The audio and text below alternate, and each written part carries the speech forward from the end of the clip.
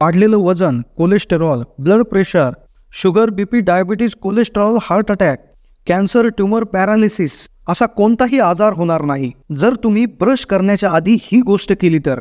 होय, सकाळी उठल्यानंतर ब्रश करण्याच्या आधी तुम्ही जर ही क्रिया केली तर तुम्हाला कोणताच आजार होणार नाही. आज अगदी निरोगी माणसाला, अगदी तरुण माणसालाही हार्ट अटॅक येतोय, कॅन्सर होत आहे. अशा परिस्थितीत आपण असा काय आपल्या जीवनशैलीत बदल करायला पाहिजे यावर एक अभ्यास करण्यात आला, ज्यामध्ये विशिष्ट औषधे खाण्यापासून तर अगदी झाड पाल्यापर्यंत सर्व गोष्टींचा रिझल्ट चेक करण्यात आला. पण आश्चर्याची बाब अशी की आपल्या आयुर्वेदातच यावर एक उपाय सांगून ठेवलेला आहे. तो उपाय नॅचरोपॅथीमध्ये सांगण्यात येत आहे.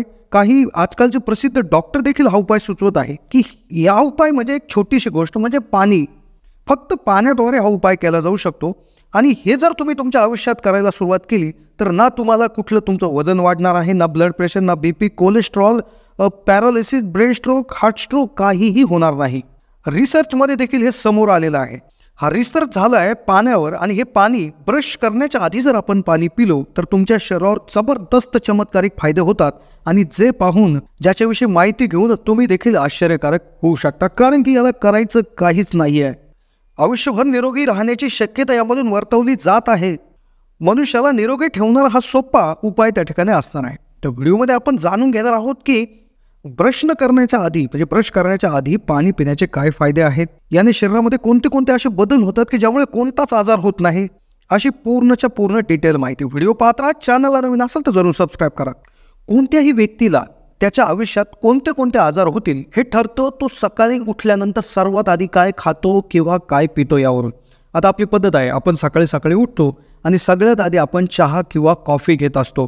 भरपूर लोक जे डाएट कॉन्शियस लोक आहेत ते ज्यूस घेत असतील, विविध फळांचे ज्यूस घेत असतील, विविध टॉनिक्स त्या ठिकाणी खात असतील, आयुर्वेदिक गोष्टी खात असतील.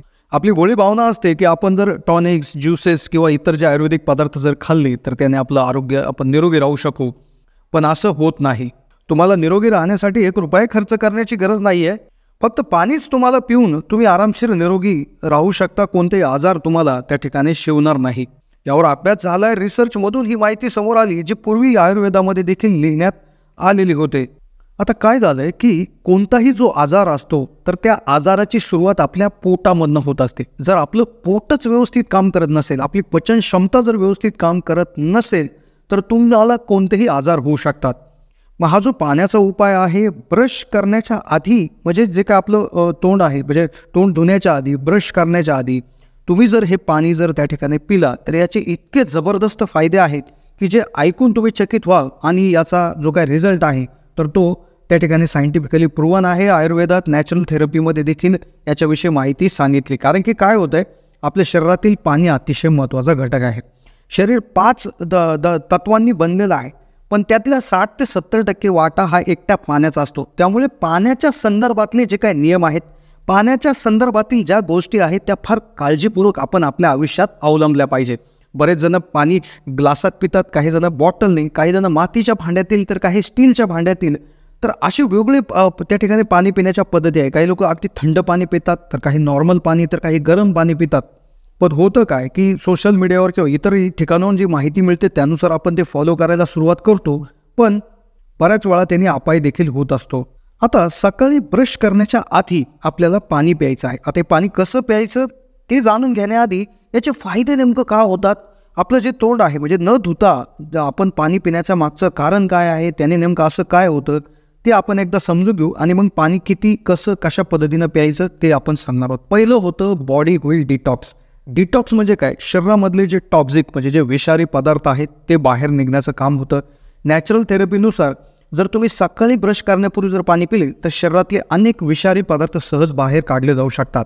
तर दररोज जर तुम्ही हे पाणी पिलं तर तुमच्या तोंडातली जी काय लाळ आहे तर ती लाळ त्याच्यामध्ये मिक्स होऊन जाते आणि ती अँटीऑक्सिडंटसारखं काम करते. आता आपले रात्री आपण झोपतो त्यावेळेस आपल्या तोंडामध्ये जमा झालेली जी लाळ असते तर ती तिच्यामध्ये अँटीबॅक्टेरियल गुणधर्म असतात. म्हणजेच कोणतं जे काय इन्फेक्शन आहे शरीरामध्ये, कुठे इन्फेक्शन तयार झालेलं असेल तर ते संपवण्याची ताकद त्याच्यामध्ये असते.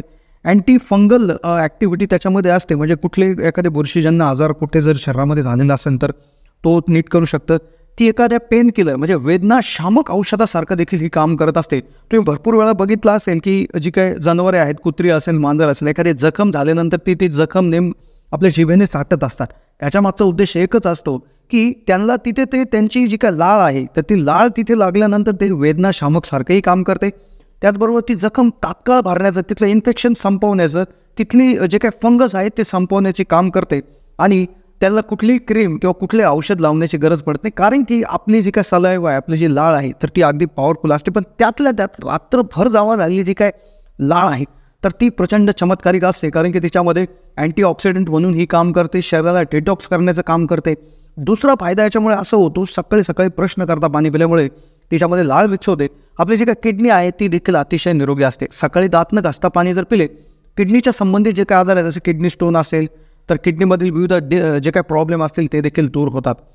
मेटाबॉलिझम रेट वाढतो, पचन क्षमता जी आहे ती अगदी स्ट्रॉंग होऊन जात असते. जी लोक दररोज सकाळी झोपेतून उठल्यावर लगेच पाणी पितात त्यांचं जे पचन आहे तर ते अगदी जबरदस्त असतं.